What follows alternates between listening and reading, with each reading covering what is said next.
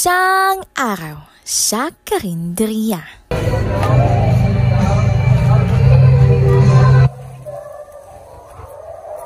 Oy!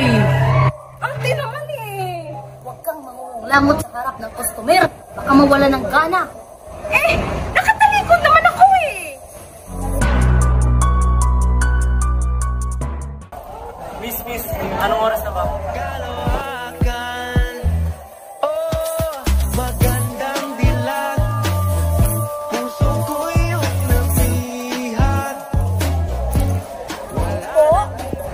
Anong oras na ba?